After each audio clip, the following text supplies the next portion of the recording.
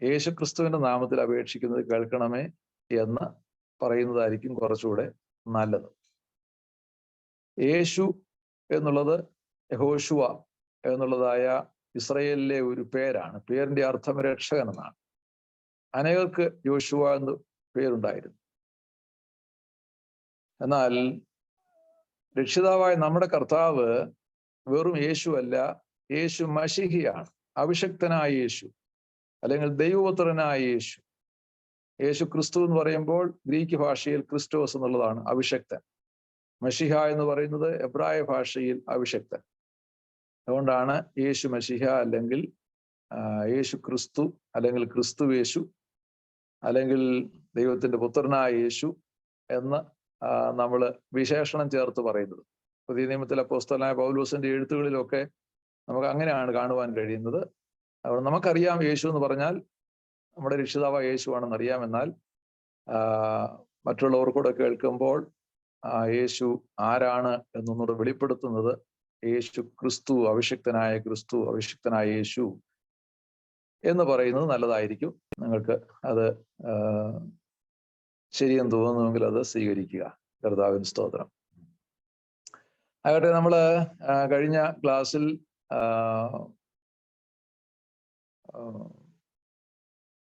പറഞ്ഞ് അവസാനിപ്പിച്ചത് വാഗ്ദത്ത യുഗം പറഞ്ഞാണ് അവസാനിപ്പിച്ചത്. ഇന്ന് ന്യായപ്രമാണ യുഗത്തിലേക്ക് നമ്മൾ പ്രവേശിക്കുകയാണ്. ന്യായപ്രമാണ യുഗത്തിലേക്ക്. വാഗ്ദത്ത യുഗം അവസാനിക്കുന്നത് മോശയ്ക്ക് ദൈവം പ്രമാണം നൽകുന്നതിനോടുള്ള ബന്ധത്തിലാണ്. അപ്പോൾ ഉൽപ്പത്തി പുസ്തകത്തിൽ നമ്മൾ വായിച്ച് പഠിച്ച് അവസാനിപ്പിച്ചത് ഇസ്രയേൽ മക്കൾ മിസ്രൈമിലേക്ക് ചെന്ന് അവിടെ പാർത്തു എന്നുള്ളതാണ്. യോസേഫിന്റെ രാജാവായിരിക്കുമ്പോൾ തന്നെ പാർത്തു. യോസേഫ് മരിച്ചിട്ട് യോസേഫിന്റെ ശവശരീരം അവിടെ ഒരു പെട്ടിയിൽ സൂക്ഷിച്ചു. എന്നിട്ട് യോസഫ് പറഞ്ഞു, നിങ്ങൾക്ക് ഇവിടുന്ന് ഒരു പുറപ്പാടുണ്ടാകും, അന്ന് നിങ്ങൾ എൻ്റെ ഈ ഡെഡ് ബോഡി ഇവിടുന്ന് കൊണ്ടുപോകണം എന്ന് പറഞ്ഞിരുന്നു. പിന്നീട് നമ്മൾ പുറപ്പാട് ദിവസത്തിലേക്ക് പറയുകയാണ്. പുറപ്പാട് ദിവസത്തിൽ ന്യായപ്രമാണ യുഗത്തിലെ ഏറ്റവും പ്രധാനപ്പെട്ട വ്യക്തിയായിരുന്നതായ മോശയുടെ ജനനം മുതലാണ് പുറപ്പാട് പുസ്തകം ആരംഭിക്കുന്നത്. മോശയുടെ ജനനമൊക്കെ ചരിത്രമൊക്കെ നിങ്ങൾക്കറിയാം, ഞാനുകൊണ്ടോ ഒന്നും വിശദീകരിക്കുന്നില്ല. 40 വയസ്സ് വരെ ഫറവോയുടെ കൊട്ടാരത്തിൽ പാർത്തു. അവിടെ നിന്ന് ഇസ്രയേലിന്റെ ഉദ്ധാരകനായിട്ട് അവൻ തീരുമെന്നുള്ള പ്രതീക്ഷയിൽ അവന് ജനത്തെ ഒന്ന് വിടുവിക്കാൻ വേണ്ടി ഇറങ്ങിച്ചെന്നു. എന്നാൽ അവിടെ അത് പാളിപ്പോയി. അവിടെ നിന്ന് അവൻ ഓടി മരുഭൂമിയിലേക്ക് പോയി രക്ഷപ്പെടാൻ വേണ്ടി ശ്രമിച്ചു. അവിടെ ഇത്രോയുടെ ഭവനത്തിൽ ചെന്ന് അവിടുത്തെ ആടുകളെയും പാർത്തു. അവിടുത്തെ മകളെയും വിവാഹം കഴിച്ച് അവിടെ അങ്ങനെ പാർത്തു. പിന്നെ ഒരു 40 വർഷം കഴിഞ്ഞപ്പോൾ ദൈവം അവന് പ്രത്യക്ഷനായി. അത് മുൾപ്പടർപ്പിലുണ്ടായ പ്രത്യക്ഷതയാണ് 3-ാം അധ്യായത്തിൽ നമ്മൾ വായിക്കുന്നത്. അങ്ങനെ ദൈവം അവനെ പറഞ്ഞു വിട്ടു, നിന്നെ ഇസ്രായേലിന്റെ ഉദ്ധാരകനായിട്ട്. മോശ വളരെ മടിയുള്ളവനായിട്ടിരുന്നു. 5 പ്രാവശ്യം മോശയോട് ദൈവം പറഞ്ഞപ്പോൾ 5 പ്രാവശ്യം മോശ ഒഴികൊഴികൾ പറഞ്ഞു ഒഴിയുവാനിടയായി. ആദ്യം പറഞ്ഞു, എനിക്ക് വേണ്ട കഴിവില്ല, എനിക്ക് സംസാരിക്കാൻ അറിയത്തില്ല, എനിക്കതിനുള്ള പ്രാപ്തിയില്ല. പിന്നെ ചോദിച്ചു, ഞാനവിടെ ചെന്നാൽ ആരാണ് നിന്നെ അയച്ചതെന്ന് ചോദിച്ചാൽ എന്താ പറയേണ്ടത്, നിന്റെ പേരെന്തുവാ? ആ പേര് പറഞ്ഞു കൊടുത്തു. അങ്ങനെ പല ഒഴികഴിവ് പറഞ്ഞിട്ട് അവസാനം മോശ പറഞ്ഞു, എന്നെ കൊണ്ട് ഒക്കുകയില്ല, അങ്ങ് വേറെ ആരെങ്കിലും അയച്ചേര് എന്ന് പറഞ്ഞപ്പോൾ യഹോവയുടെ കോപം അവിടെ ജ്വലിച്ചു എന്നും മോശ നിർബന്ധത്താൽ ആ ദൗത്യം ഏറ്റെടുത്തു പോയി എന്നുമാണ് നമ്മൾ ആ ചരിത്രഭാഗം വായിക്കുന്നത്. അങ്ങനെ കടന്നു ചെന്നു. ഇസ്രയേൽ മക്കൾ വിടുവിക്കപ്പെട്ടു. ഈ ഇസ്രയേൽ മക്കൾ മിസ്രൈമിൽ എത്ര വർഷമാണ് അടിമകളായി പാർത്തത്? ദൈവം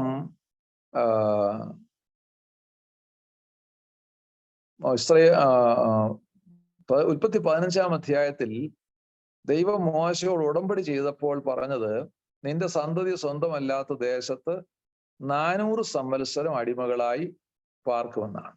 400 സംവത്സരം. നമ്മുടെ ഗലാത്യ ലേഖനത്തിലേക്ക് വന്നാട്ടെ. ഗലാത്യ ലേഖനത്തിൽ നിന്ന് ഒരു വാക്യം നമുക്ക് വായിക്കാം. ഗലാത്യ ലേഖനം 3-ാം അധ്യായം അതിന്റെ 16 മുതലുള്ള വാക്യങ്ങൾ ഒരാളൊന്ന് വായിച്ച് സഹായിച്ചാൽ നല്ലതായിരിക്കും. ഗലാത്യ ലേഖനം 3-ാം അധ്യായത്തിന്റെ 16-17 വാക്യങ്ങൾ. എന്നാൽ അബ്രഹാമിനും അവന്റെ സന്തതിക്കും വാഗ്ദത്തങ്ങൾ ലഭിച്ചു. സന്തതികൾക്കും എന്ന അനേകരെ കുറിച്ചല്ല, നിന്റെ സന്തതിക്കും എന്ന ഏകനെ കുറിച്ചത്രേ പറയുന്നത്. അത് ക്രിസ്തു തന്നെ. ഒന്ന് നിൽക്കണേ. നമ്മള് അബ്രഹാമിയെ ഉടമ്പടി പഠിച്ചപ്പോൾ ചിന്തിക്കുകയുണ്ടായി. അബ്രഹാമിന് ദൈവം വാഗ്ദത്തം കൊടുത്തപ്പോൾ 3 കാര്യങ്ങൾ പ്രത്യേകം എടുത്ത് പറയുകയുണ്ടായി. ഒരു ദേശം കൊടുക്കാമെന്ന് പറഞ്ഞു, ഒരു സന്തതിയെ കൊടുക്കാമെന്ന് പറഞ്ഞു. അപ്പൊ സന്തതി എന്നുള്ള ഏകൻ എന്നാണ് ഇവിടെ പറഞ്ഞിരിക്കുന്നത്. സന്തതി എന്നുള്ള ഏകൻ. ആ സന്തതി ലോക രക്ഷിതാവ് അല്ലെങ്കിൽ മനുഷ്യവർഗത്തിന്റെ വീണ്ടെടുപ്പുകാരനായി തീരുന്നതായ ക്രിസ്തുവിനെ കുറിച്ചുള്ളതായ ഒരു വാഗ്ദത്തം കൂടെ ആയിരുന്നാണ് ഇവിടെ ഇപ്പോൾ പറയുന്നത്. അതെ, അപ്പോൾ അവനൊരു സന്തതിയെ കൊടുക്കുമെന്ന് പറഞ്ഞു. ആ സന്തതി യഥാർത്ഥത്തിൽ മനുഷ്യവർഗത്തിന്റെ ഉദ്ധാരകനായി തീരുന്നതായ വാഗ്ദത്തം മശിഹയെ കുറിച്ചുള്ളതാണ്, ക്രിസ്തുവിനെ കുറിച്ചുള്ളതാണ്. അതാണ് ഇവിടെ ഗലാത്യ ലേഖകൻ എടുത്തു പറയുന്നത്. സന്തതികൾ എന്ന് അനേകരെ കുറിച്ചല്ല പറയുന്നത്, പിന്നെയോ സന്തതി എന്ന ഏകനെ കുറിച്ച് അത്രേ പറയുന്നത്. അപ്പൊ ഏകൻ എന്നുള്ളത് അത് ആരാണെന്ന് ചോദിച്ചാൽ അത് മറ്റാരുമല്ല, അത് വാഗ്ദത്ത സന്തതിയായ അല്ലെങ്കിൽ മനുഷ്യവർഗത്തിന്റെ ഉദ്ധാരകനായ ക്രിസ്തുവാണ് എന്ന് അവിടെ പറയുകയാണ്. അപ്പം വാഗ്ദത്വം ലഭിച്ചത് എന്തിനു വേണ്ടിയാണ്? ക്രിസ്തുവിനെ കുറിച്ചാണ് പറയുന്നത്. സന്തതി എന്ന ഏകനെ കുറിച്ച് ഉത്തര പറയുന്നത് ക്രിസ്തു തന്നെ. ഇനിയും വായിച്ചോട്ടെ കുട്ടി. ഞാൻ പറയുന്നതിന്റെ താല്പര്യമോ 430 ആണ്ട് കഴിഞ്ഞിട്ടുണ്ടായ ന്യായപ്രമാണം വാഗ്ദത്തത്തെ നീക്കുവാൻ. ശ്രദ്ധിക്കണേ, 430 ആണ്ട് കഴിഞ്ഞിട്ടുണ്ടായതായ ന്യായപ്രമാണം. അപ്പോൾ വാഗ്ദത്വം അബ്രഹാമിന് ലഭിച്ചു, ഒരു സന്തതിയെക്കുറിച്ചുള്ള വാഗ്ദത്വം ഒക്കെ ലഭിച്ചു. അത് ലഭിച്ചതിന് ശേഷം 430 ആണ്ട് കഴിഞ്ഞപ്പോൾ അവർക്ക് ന്യായപ്രമാണം ലഭിച്ചു എന്നാണ് പറയുന്നത്. അപ്പൊ അങ്ങനെയാണെങ്കിൽ അബ്രഹാമിന് വാഗ്ദത്തം ലഭിച്ചത് മുതൽ ന്യായപ്രമാണം ലഭിക്കുന്നത് വരെ 430 വർഷം എന്നാണ് പറയുന്നത്. അപ്പോൾ അങ്ങനെ കണക്ക് കൂട്ടുകയാണെങ്കിൽ പിന്നെ അതിനു മുൻപ് നമ്മൾ ഉൽപ്പത്തി 15 വായിക്കുന്നത്, നിന്റെ സന്തതി സ്വന്തമല്ലാത്ത ദേശത്ത് 400 വർഷം പാർക്കും. അപ്പൊ ഇങ്ങനെ ഒരു 400 വർഷത്തിന്റെ കണക്കാണ് സാധാരണ നമ്മുടെ മനസ്സിൽ കിടക്കുന്നത്. അപ്പോൾ അതിനെക്കുറിച്ച് വ്യത്യസ്തമായ അഭിപ്രായമുണ്ട്. ഈ 400 വർഷം 430 വർഷം എന്ന് ഇവിടെ പറയുന്നത്, അതിന്റെ ഒരു കണക്കിങ്ങനെയാണ്. അബ്രഹാമിന് വാഗ്ദത്തം ലഭിച്ചതായ കാലം മുതൽ ഈ പ്രമാണം ലഭിക്കുന്നത് വരെ. അബ്രഹാമിന് വാഗ്ദത്തം ലഭിച്ചത് 75 വയസ്സുള്ളപ്പോഴാണ്. അബ്രഹാമിന് 75 വയസ്സുള്ളപ്പോഴാണ്. 75 വയസ്സ് ഉള്ളപ്പോൾ അബ്രഹാമിന് വാഗ്ദത്തം ലഭിച്ചു. 100-ാമത്തെ വയസ്സിൽ ഇസഹാക്ക് ജനിച്ചു. അപ്പൊ 25 വർഷം.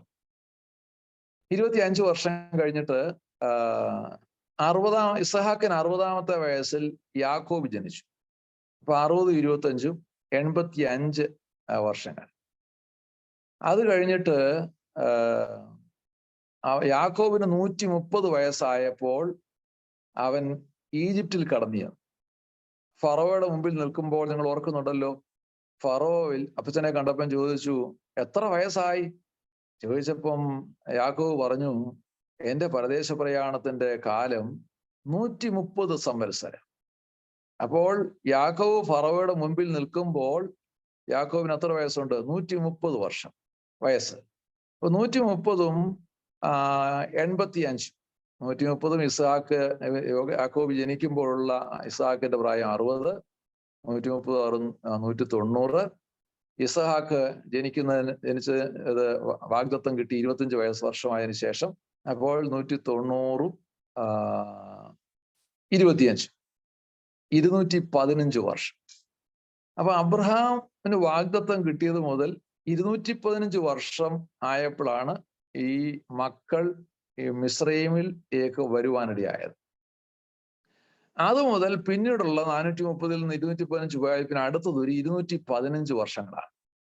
അപ്പോൾ ഈ 215 വർഷം മാത്രമേ ഇസ്രയേൽ മക്കൾ മിസ്രൈമിൽ ഈജിപ്തിൽ അടിമകളായിരുന്നുള്ളൂ എന്നാണ് ഒരു കണക്കുകൂട്ടൽ.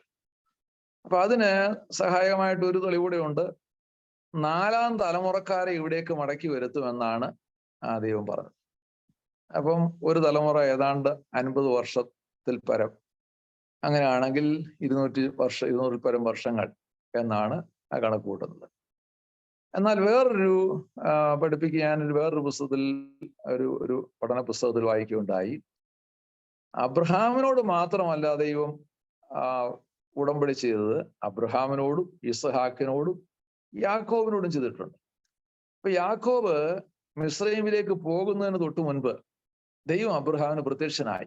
46-ാമത്തെ അധ്യായത്തിന്റെ 1 മുതൽ 3 വരെയുള്ള വാക്യങ്ങൾ വായിക്കുമ്പോൾ കാണാൻ കഴിയും. ദൈവം യാക്കോബിന് പ്രത്യക്ഷനായി പറഞ്ഞു, നീ പോവുക, നിന്നെ ഞാൻ വലിയ ജാതിയാക്കും, നീ മിസ്രൈമിലേക്ക് പോകാൻ ഭയപ്പെടേണ്ട, അവിടെ ഞാൻ നിന്നെ ഒരു വലിയ ജാതിയാക്കും എന്നൊക്കെ പറഞ്ഞ് യാക്കോബിനോട് പ്രോമിസ് കൊടുക്കുന്നുണ്ട്. അപ്പോൾ അങ്ങനെ യാക്കോബിന് പ്രോമിസ് കിട്ടിയത് മുതലാണ് 430 ആണ്ട് എന്നുള്ളതായി ഒരു പഠിപ്പിക്കുന്നുണ്ട്. അതുകൂടെ ആകുമ്പോഴേക്ക് വളരെ കാലം ദൈർഘ്യം കൂടാനാണ് സാധ്യത. അതുകൊണ്ട് അതിനോട് എനിക്ക് യോജിപ്പില്ല.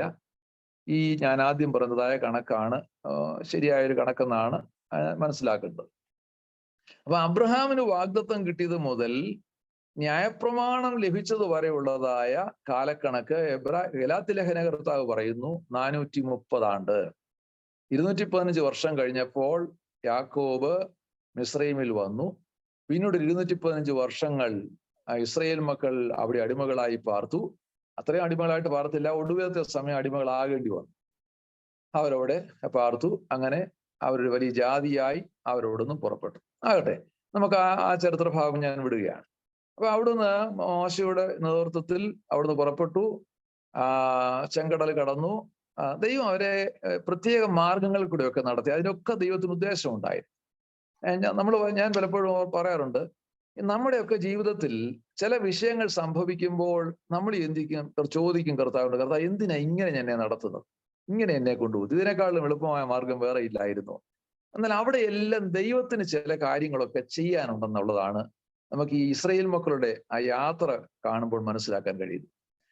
പലസ്തീൻ നാട്ടിലേക്ക് പോകാൻ ഒരു 11 ദിവസത്തെ വഴി മാത്രമേ ഉള്ളൂ ഈ മിസ്രൈമിൽ നിന്നും കനാൻ നാട്ടിലേക്ക് പോകാൻ.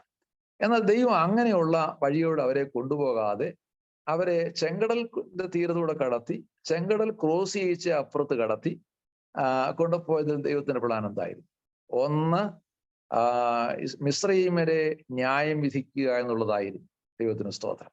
മാത്രമല്ല, അവർ മരുഭൂമിയിലേക്ക് കയറി അതിൽ കൂടെ യാത്ര ചെയ്യുമ്പോൾ അവിടെ ദൈവത്തിന് അവരോട് ഒരു ഉടമ്പടി ചെയ്യാനുണ്ടായിരുന്നു. ഡയറക്റ്റ് കൊണ്ട് പലസ്തീൻ നാട്ടിൽ കയറ്റാതെ മരുഭൂമിയിൽ കൊണ്ടുവന്നിട്ട് അവർക്ക് അവിടെ വെച്ച് ദൈവത്തിന് അവരുമായിട്ടൊരു ഉടമ്പടി ചെയ്യുവാനുണ്ടായിരുന്നു. ഒരു പ്രമാണം അവർക്ക് കൊടുക്കുവാനുണ്ടായിരുന്നു. ദൈവത്തിന് സ്തോത്രം. ഞാൻ കഴിഞ്ഞ ക്ലാസ് തുടങ്ങിയപ്പോൾ പറയുകയുണ്ടായി, ഈ യുഗങ്ങളിലൊക്കെ ദൈവം മനുഷ്യരോട് ചില ഉടമ്പടികൾ ചെയ്തിട്ടുണ്ട്, കവനന്റുകൾ ചെയ്തിട്ടുണ്ട്. ആദമിനോട് നിഷ്കർമ്മശീകത്തിലൊരു ഉടമ്പടി ചെയ്തു. അതിന് ഏദേന്യ ഉടമ്പടി എന്ന് പറയുന്നു. പാപം ചെയ്തതിന് ശേഷം ആദമിനോട് ഉടമ്പടി ചെയ്തു, അതിന് ആദാമ്യ ഉടമ്പടി എന്ന് പറയുന്നു. അതിനുശേഷം നോഹയോട് ദൈവം ഒരു ഉടമ്പടി ചെയ്തു, അതിന് നോഹയ്യ ഉടമ്പടി എന്ന് പറയുന്നു. അത് കഴിഞ്ഞ് അബ്രഹാമിനോട് ദൈവം ഉടമ്പടി ചെയ്തു. ഈ ഉടമ്പടികളൊക്കെ അൺകണ്ടീഷണൽ ആയിട്ടുള്ളതായ ഉടമ്പടികളായിരുന്നു. ദൈവം അവരോട് അങ്ങ് ഉടമ്പടി ചെയ്യുക. എൻ്റെ അകത്ത് ദൈവം മാത്രമേ ഉള്ളൂ, ഇടയ്ക്ക് വേറെ ആരുമില്ല. ദൈവം അവരോട് ഉടമ്പടി ചെയ്യും, ഇങ്ങനെ ഞാൻ ചെയ്യാം, ഇങ്ങനെ നിങ്ങൾക്ക് ഞാൻ ചെയ്യും എന്ന് കണ്ടീഷൻ കൂടാതെയുള്ള ഉടമ്പടികളാണ്, ആ കവനന്റുകളാണ് അതിനു മുൻപുള്ളതായ ഓരോ ഉടമ്പടിയിൽ നടക്കുവാനിടയായത്. എന്നാൽ ഇവിടെ മോശയോട് ചെയ്യുന്നതായ ഉടമ്പടിയിൽ അവിടെ ചില കണ്ടീഷൻസ് വെച്ചാണ് ഈ ഉടമ്പടി ചെയ്യുന്നത്. ഇത് അൺകണ്ടീഷണൽ അല്ല, കണ്ടീഷണൽ കവനന്റ് ആണ് മോശയോട് ദൈവം ചെയ്യുന്നത്. ആ ഉടമ്പടിയെ കുറിച്ച് നമുക്ക് പുറകാലം ചിന്തിക്കാം, അങ്ങോട്ട് ഞാൻ വരുന്നതേ ഉള്ളൂ. കർത്താവിന് സ്തോത്രം. അപ്പൊ ഈ ഉടമ്പടിക്ക് വേറൊരു പേരിട്ടുണ്ട്, സീനായി കവനന്റ് എന്ന് പറയുന്നത്. അപ്പൊ ഞാൻ പറഞ്ഞത്, ഇവരെ ദൈവം നേരെ അങ്ങോട്ടും കൊണ്ടുപോകാതെ ഈ ചെങ്കടൽ ക്രോസ് ചെയ്ത് മരുഭൂമിയിൽ കൂടെ കടത്തി വിട്ടതിനകത്ത് 2 ഉദ്ദേശമാണ് ഞാൻ പറഞ്ഞത്. ഒന്ന്, ഇവരെ വളരെ നാളുകൾ പീഡിപ്പിച്ചതായ ഫറവോന്റെ സൈന്യത്തെ ശിക്ഷിക്കുക, ന്യായം വിധിക്കുക എന്നുള്ളതായിരുന്നു. രണ്ടാമത്തേത്, ഇസ്രായേൽ മക്കളുമായിട്ട് ദൈവത്തിനൊരു ഉടമ്പടി ചെയ്യുവാനുണ്ട്, ദൈവത്തിനൊരു ഉഭയസമ്മതം ചെയ്യുവാനുണ്ട്, അവരുമായിട്ടൊരു ഉടമ്പടി ചെയ്യുവാനുണ്ട്, അവർക്ക് ചില നിയമങ്ങൾ കൊടുക്കുവാനുണ്ട്. അതിന് അവരെ യുദ്ധത്തിന്റെ മുറയിൽ മുമ്പിലേക്ക് കൊണ്ടുപോകാതെ സ്വസ്ഥതയുള്ള ഒരു സ്ഥലത്തേക്ക് കൊണ്ടുവന്ന് അവരെ അവിടെ പാർപ്പിച്ചിട്ട് അവരോട് ഉടമ്പടി ചെയ്യുകയാണ്. ദൈവത്തിന് സ്തോത്രം. ഈ ഈ സീനായി മരുഭൂമി എന്ന് മലയും ആ മരുഭൂമി എന്ന് പറയുന്നതായ ഭാഗം നിങ്ങൾ ഭൂപടത്തിൽ ഒന്ന് നോക്കണം. അവിടെ ചെങ്കടലിന് 2 ശാഖ പോലെ പിരിഞ്ഞു നിൽക്കുന്നതായ ഒരു കാണാൻ കഴിയും.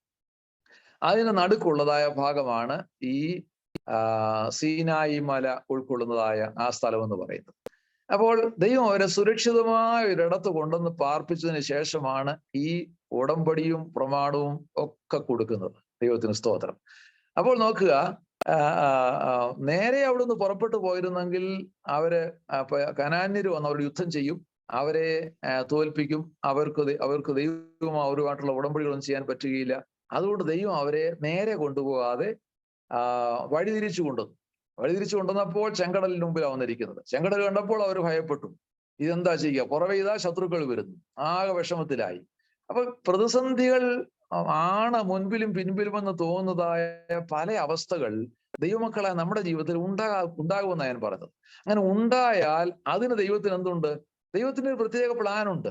അങ്ങനെ നിന്നെ ആ ചെങ്കടന്റെ മുമ്പിൽ കൊണ്ടുവന്നതിനും നിന്റെ പിൻപിൽ ഫറവോന്റെ സൈന്യത്തെ കൊണ്ടുവന്നതിനും എല്ലാം ദൈവത്തിനൊരു പ്ലാനും പദ്ധതിയും ഉണ്ട്.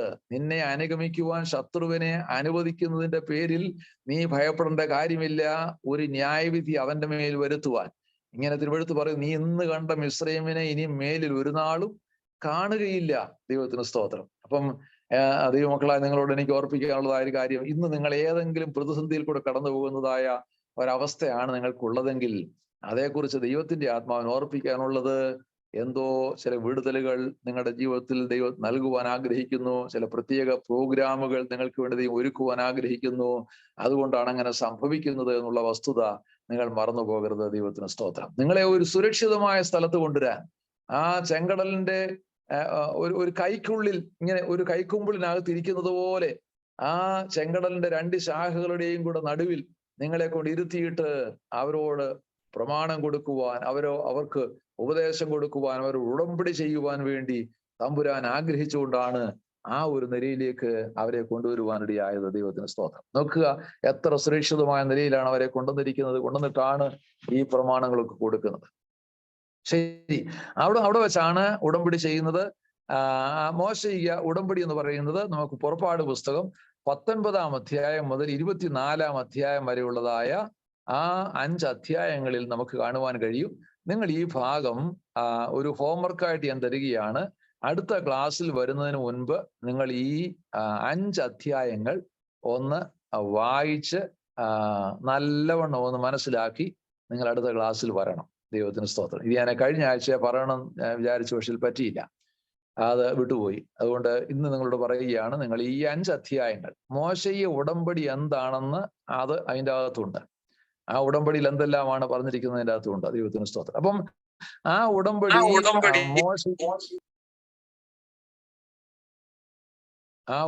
മോശയുമായിട്ട് ദൈവം ചെയ്യുവാനിടയും, മോശയുമായിട്ടല്ല, ഇസ്രായേൽ മക്കളുമായിട്ട് തന്നെ ചെയ്യുവാനുണ്ട്. മോശയാണ് എന്നെ മധ്യസ്ഥനായിട്ട് നിന്നത് എന്ന് മാത്രം. നമുക്ക് ആ ഭാഗത്തോട്ടൊന്ന് കടന്നു വരാം.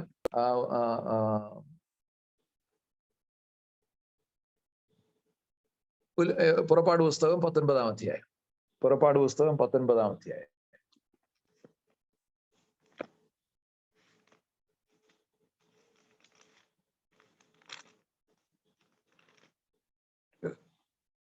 പത്തൊൻപതാം അധ്യായത്തിന്റെ 2-ാം വാക്യം മുതൽ ഒന്ന് വായിക്കാം. 1 മുതൽ നിങ്ങൾ വായിച്ചോണം. നിങ്ങൾ ആ ഭാഗങ്ങളൊക്കെ വായിക്കണം. ഇപ്പൊ നമുക്ക് ക്ലാസ്സിൽ 2-ാമത്തെ വാക്യം തൊട്ട് വായിക്കാം. അവർ രഫീദീമിൽ നിന്ന് യാത്ര പുറപ്പെട്ടു, സീനായി മരുഭൂമിയിൽ വന്നു. മരുഭൂമിയിൽ പാളയമിറങ്ങി. അവിടെ പർവ്വതത്തിനെതിരെ ഇസ്രായേൽ പാളയമിറങ്ങി. മോശ ദൈവത്തിന്റെ അടുക്കൽ കയറി ചെന്നു. യഹോവ പർവ്വതത്തിൽ നിന്ന് അവനോട് വിളിച്ചു കൽപ്പിച്ചത്, നീ യാക്കോബ് ഗൃഹത്തോട് പറയുകയും ഇസ്രായേൽ മക്കളോട് അറിയിക്കുകയും ചെയ്യേണ്ടത് എന്തെന്നാൽ, ഞാൻ മിസ്രയീമ്യരോട് ചെയ്തതും നിങ്ങളെ കഴുകന്മാരുടെ ചെറുകിന്മേൽ വഹിച്ച് എന്റെ അടുക്കൽ വരുത്തിയതും നിങ്ങൾ കണ്ടുവല്ലോ. ആകയാൽ നിങ്ങൾ എന്റെ വാക്ക് കേട്ടനുസരിക്കുകയും എന്റെ നിയമം പ്രമാണിക്കുകയും ചെയ്താൽ നിങ്ങൾ എനിക്ക് സകല ജാതികളിലും വെച്ച് പ്രത്യേക സമ്പത്തായിരിക്കും. ഭൂമിയൊക്കെയും ഉള്ളതല്ലോ. നിങ്ങൾ എനിക്ക് ഒരു പുരോഹിത രാജ്യത്വവും വിശുദ്ധ ജനവുമാകും. ഇവ നീ ഇസ്രായേൽ മക്കളോട് പറയേണ്ടുന്ന വചനങ്ങൾ ആകുന്നു. മോശ വന്ന ജനത്തിന്റെ മൂപ്പന്മാരെ വിളിച്ചു യഹോവ തന്നോട് കൽപ്പിച്ച ഈ വചനങ്ങളൊക്കെയും അവരെ പറഞ്ഞു കേൾപ്പിച്ചു. അടുത്ത വാക്യം കൂടെ, അടുത്ത 8-ാം വാക്യം കൂടെ. യഹോവ ഞങ്ങൾ ചെയ്യും എന്ന് ജനം ഉത്തരം പറഞ്ഞു. മോശ ജനത്തിന്റെ വാക്ക് യഹോവയുടെ സന്നിധിയിൽ ബോധിപ്പിച്ചു. മതി, ദൈവത്തിന് സ്തോത്രം. നോക്കുക, രണ്ടു കൂട്ടരും കൂടെ ഉടമ്പടി ചെയ്യുകയാണ്. യഹോവയായ ദൈവം പറഞ്ഞു, നിങ്ങൾ ഇങ്ങനെയൊക്കെ ചെയ്യണം, ഇതിങ്ങനെയൊക്കെ എൻ്റെ ആജ്ഞ അനുസരിക്കണം. ഞാൻ നിങ്ങളെ വിടുവിച്ചുകൊണ്ട് പോകുന്നത് നിങ്ങൾ കണ്ടല്ലോ. നിങ്ങൾ ഇതൊക്കെ അനുസരിക്കുമെങ്കിൽ നിങ്ങളൊരു പ്രത്യേക ജനമായിരിക്കും. അവിടെ പറയുകയാണ്, നിങ്ങൾ എൻ്റെ വാക്ക് കേട്ട് അനുസരിക്കുകയും എൻ്റെ നിയമം പ്രമാണിക്കുകയും ചെയ്താൽ നിങ്ങൾ എനിക്ക് സകല ജാതികളിലും വെച്ച് പ്രത്യേക സമ്പത്തായിരിക്കും. ഭൂമിയൊക്കെയും എനിക്കുള്ളതല്ലോ. നിങ്ങൾ എനിക്കൊരു പുരോഹിത രാജ്യത്വവും വിശുദ്ധ ജനവുമാകും. ഇവ നീ ഇസ്രായേൽ മക്കളോട് പറയണം. ഇത് മോശ പറഞ്ഞപ്പോൾ ഇസ്രായേൽ മക്കൾ പറഞ്ഞു, ഞങ്ങൾ അവന്റെ കൽപ്പനകളൊക്കെയും എന്ത് ചെയ്തോളാം, അവൻ കൽപ്പിച്ചതൊക്കെയും ഞങ്ങൾ ചെയ്യും എന്ന് ജനം മറുപടി പറഞ്ഞു. അപ്പോൾ ഇവിടെയാണ് അവര് തമ്മിൽ ചെയ്യുന്നതായ ഉടമ്പടി. ഈ ഉടമ്പടി ഉറപ്പിക്കുന്ന കാര്യം 24-ാം അധ്യായത്തിലാണുള്ളത്. അവിടെ എങ്ങനെ ഉറപ്പിക്കുന്നത്? 24-ാം അധ്യായത്തിലേക്ക് വരുമ്പോൾ മോശ ഇതെല്ലാം ഒരു പുസ്തകത്തിൽ എഴുതിയിട്ട് കടന്നു വരാം. 24-ാം അധ്യായത്തിന്റെ 3 മുതൽ വായിക്കാം.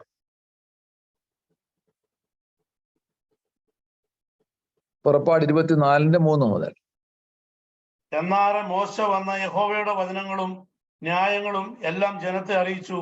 യഹോവ കൽപ്പിച്ച സകല കാര്യങ്ങളും ഞങ്ങൾ ചെയ്യുമെന്ന ജനമൊക്കെയും ഏക ശബ്ദത്തോടെ ഉത്തരം പറഞ്ഞു.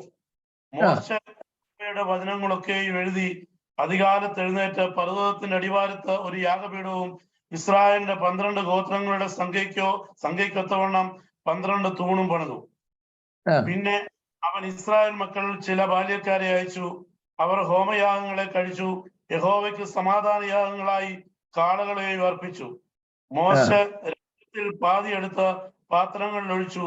രക്തത്തിൽ പാതി യാഗപീഠത്തിന്മേൽ തളിച്ചു. അവൻ നിയമപുസ്തകം എടുത്ത് ജനം കേൾക്കെ വായിച്ചു.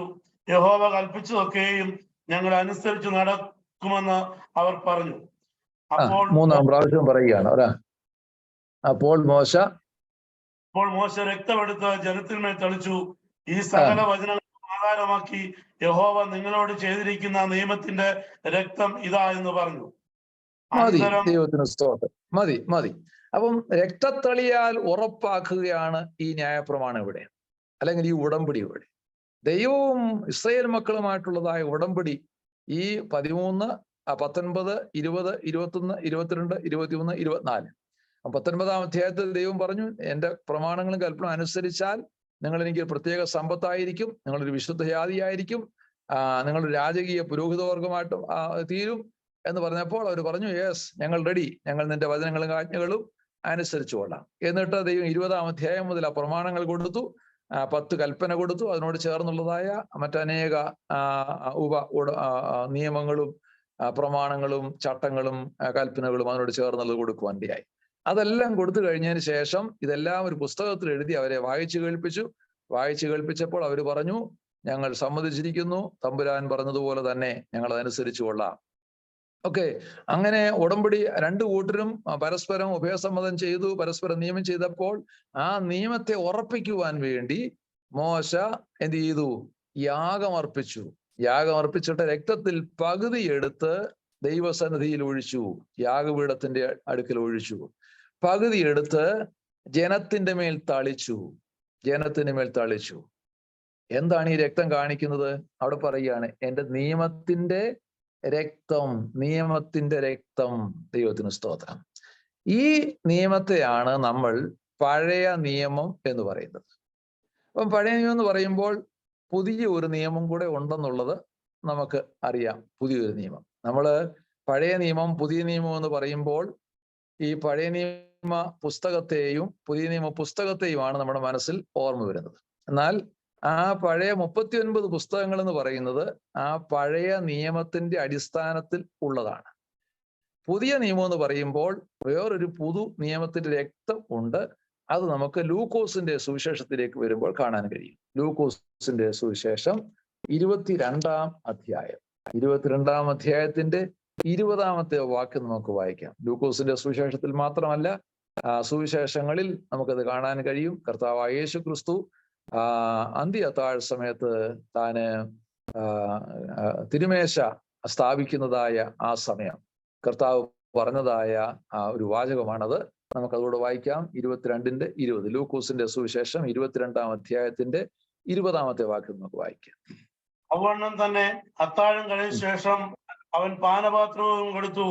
ഈ പാനപാത്രം നിങ്ങൾക്ക് വേണ്ടി ചൊരിയുന്ന എന്റെ രക്തത്തിലെ പുതിയ നിയമമാകുന്നു. മതി. ദൈവത്തിന് സ്തോത്രം. ഒരു പുതിയ നിയമം നമ്മുടെ കർത്താവ് സ്ഥാപിക്കുകയാണ്. നമ്മളത് അടുത്ത യുഗത്തിൽ ഇത് പഠിക്കുന്നുണ്ട്. എങ്കിൽ ഇതിനോടുള്ള ബന്ധത്തിൽ അങ്ങ് പറയുകയാണ്. പഴയ നിയമം സ്ഥാപിച്ചത് മോശ കാളകളുടെയും ആടുകളുടെയും രക്തം എടുത്ത് ദൈവസന്നിധിയിലും ജനത്തിന്റെ മേലും തളിച്ചു. അങ്ങനെ ജനത്തോട് ദൈവം ചെയ്തതായ ഉടമ്പടിയും ജനം ദൈവത്തോട് ചെയ്ത ഉടമ്പടിയും അത് സ്ഥിരമാക്കി, രക്തത്താൽ സ്ഥിരമാക്കി. അത് നിയമത്തിന്റെ രക്തം, അത് മൃഗങ്ങളുടെ രക്തം കൊണ്ടാണ് ആ നിയമം ഉറപ്പിച്ചത്. ആ നിയമത്തെയാണ് എന്ത് പേര് വിളിക്കുന്നത്? ഓൾഡ് കവനന്റ്, പഴയ നിയമം എന്ന് പറയുന്നത്. ദൈവത്തിന് സ്തോത്രം. ആ പഴയ നിയമകാലത്തെ ഉള്ള ഗ്രന്ഥമാണ്, എഴുതപ്പെട്ട ഗ്രന്ഥത്തെയാണ് നമ്മൾ പഴയ നിയമം എന്ന് വിളിക്കുന്നത്. ആകട്ടെ, അപ്പോൾ ഈ പഴയ നിയമത്തിന്റെ അടിസ്ഥാനം എന്ന് പറയുന്നത് മോശ ഇസ്രയേൽ മക്കളുമായി ദൈവം മോശയിൽ കൂടെ ഇസ്രയേൽ മക്കളുമായി ചെയ്തതായ ഉടമ്പടിയാണ്. മോശയാണ് അവിടുത്തെ മധ്യസ്ഥൻ. 2 കൂട്ടരുള്ളത് കൊണ്ടാണ് അവിടെ ഒരു മധ്യസ്ഥന്റെ ആവശ്യകത വരുന്നത്. എന്നാൽ മറ്റു ഉടമ്പടികളിലും അതിന് മുൻപ് നടന്ന ഉടമ്പടികളിലൊന്നും അതെല്ലാം അൺകണ്ടീഷണൽ ആയിട്ടുള്ളതായ കവനന്റ് ആയിരുന്നത് കൊണ്ട് അവിടെ ഒരു മധ്യസ്ഥന്റെ ആവശ്യകത ഉണ്ടായിരുന്നില്ല. കാരണം ദൈവം നേരിട്ട് അവരോട് ഉടമ്പടി ചെയ്യുകയായിരുന്നു. ആദമിനോട് ഉടമ്പടി ചെയ്തതോടെ മധ്യസ്ഥന്മാരാരും ഉണ്ടായിരുന്നില്ല. അബ്രഹാമിനോട് ഉടമ്പടി ചെയ്തുകൊണ്ട് മധ്യസ്ഥൻ ആരും ഉണ്ടായിരുന്നില്ല. നോഹയോട് ഉടമ്പടി ചെയ്തു, വേറെ മധ്യസ്ഥന്മാരൊന്നും ഉണ്ടായിരുന്നില്ല. കണ്ടീഷൻ കൂടാതെ ഉള്ള ഉടമ്പടികളാണ് ദൈവം അവരോടൊക്കെ ചെയ്യുവാനിടയായത്. എന്നാൽ ഇവിടെ വന്നപ്പോൾ കണ്ടീഷൻ കൂടെയാണ്, വ്യവസ്ഥാപിതമായിട്ടുള്ളതായ വ്യവസ്ഥയോട് കൂടിയതായ ഒരു ഉഭയസമ്മതമാണ് ചെയ്യുന്നത്. ആ വ്യവസ്ഥ ചെയ്തപ്പോൾ 2 കൂട്ടരുണ്ട് അവിടെ. അത് ഒന്ന് യഹോവയായ ദൈവവും, 2 അവന്റെ പ്രജകൾ എന്നുള്ള നിലയിൽ ഇസ്രയേൽ മക്കളും. ഇവർ 2 കൂട്ടരും കൂടി ചെയ്യുന്ന ഉടമ്പടിയിൽ ഇടയ്ക്കൊരു മധ്യസ്ഥൻ ഉണ്ടായിരുന്നു. അതാരാണ്? മോശയാണ് അവിടെ മധ്യസ്ഥനായിട്ട് നിൽക്കുന്നത്. അങ്ങനെ മോശ മുഖാന്തരം ഇസ്രായേൽ മക്കളും ദൈവമായിട്ടുള്ള ഉടമ്പടി നടന്നു. ആ ഉടമ്പടിയിലെ നിയമങ്ങൾ എന്തെല്ലാമാണെന്നുള്ളത് 20, 21, 22, 23 അധ്യായങ്ങളിൽ നമുക്ക് വായിപ്പാൻ കഴിയും. ഈ നിയമങ്ങളുടെ എല്ലാം അടിസ്ഥാനത്തിൽ രക്തം തളിച്ച് ആ നിയമത്തെ ഉറപ്പിച്ചു. അപ്പൊ പഴയ നിയമത്തെ ഉറപ്പിക്കുവാൻ മോശ മൃഗങ്ങളുടെ രക്തം ഉപയോഗിച്ച് അതിനെ ഉറപ്പിച്ചുവെങ്കിൽ പുതിയ നിയമത്തെ ഉറപ്പിക്കുവാൻ എന്താ സംഭവം നടന്നത്? യേശു ക്രിസ്തു തന്റെ രക്തം കൊടുത്തു. എന്താണ് കർത്താവ് പറഞ്ഞത്? എന്തുവാ? ഈ പാനപാത്രം കൊടുത്തപ്പോൾ കർത്താവ് എന്താ പറഞ്ഞത്? ഇത് എന്റെ രക്തം, പുതിയ നിയമത്തിന്റെ വേണ്ടിയുള്ള എന്റെ രക്തം. അപ്പൊ യേശുവിന്റെ രക്തത്തിന്റെ നിഴലായിട്ടാണ് ആ പാനപാത്രത്തെ എടുത്തത്. കാരണം അന്നേരം യേശു ക്രിസ്തു രക്തം എന്ത് ചെയ്തില്ല? ചൊരിഞ്ഞിട്ടില്ല. അപ്പൊ അതിന്റെ നിഴലായിട്ട് ആ പാനപാത്രത്തെ എടുത്ത് അവർക്ക് കുടിക്കാൻ കൊടുത്തു. നിങ്ങളിത് കുടിപ്പീൻ, എന്റെ രക്തം എന്ന് പറഞ്ഞ് കൊടുത്തപ്പോൾ അവൻ പുതിയ നിയമം അവിടെ സ്ഥാപിക്കുകയായിരുന്നു. ദൈവത്തിന് സ്തോത്രം. നിങ്ങൾ ഇനി നമുക്ക് വാക്യങ്ങളെല്ലാം വായിക്കാനുള്ള സമയമില്ല.